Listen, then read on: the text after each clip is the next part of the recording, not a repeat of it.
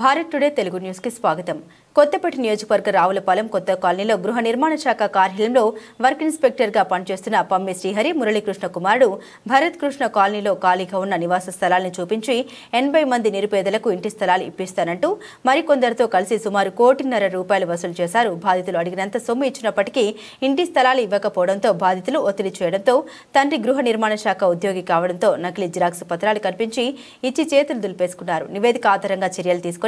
బాధితులకు న్యాయం చేస్తామని అధికారులు హామీ ఇచ్చారు। బాధితులను విచారిస్తున్న రావులపాలెం పోలీసులు।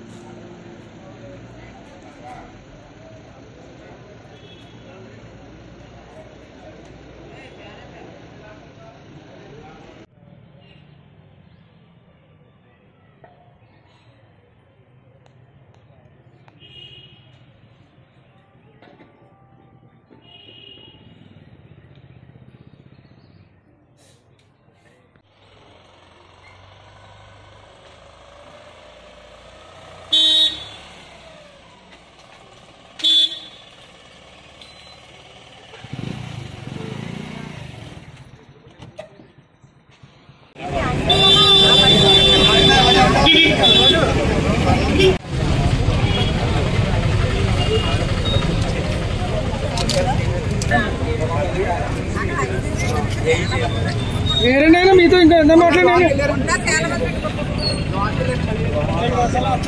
ఎవరు చేస్తున్నారు కాలనీ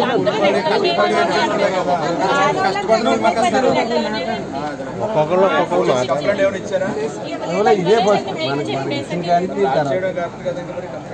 మనకి చెప్పిన తర్వాత ఏం చేయాలి ఇంతవరకు వెళ్ళలేదని ఎమ్మెల్యే కౌరబ్బుదాం ఫస్ట్ కౌరబ్బుదాం ఒకవేళ సాఫీగా సాల్వ్ చేసుకుంటా అంటే మనకి ఇబ్బంది లేదు అందరూ కూర్చొని మాట్లాడు ఒకవేళ కాదుకూడదు అనుకుంటే అప్పుడు తర్వాత నెక్స్ట్కి వెళ్తాం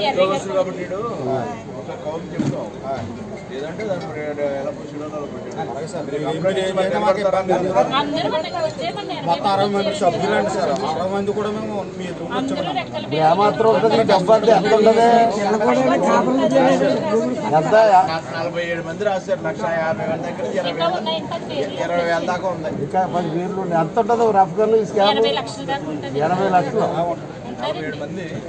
ఎక్కువ 1,50,000 కూడా ఎక్కువ అంటే 30,000 60,000 కూడా ఉన్నవాళ్ళు చాలా మంది 20, 60, 15,000 1,50,000 సెంటు స్థలానికి 30,000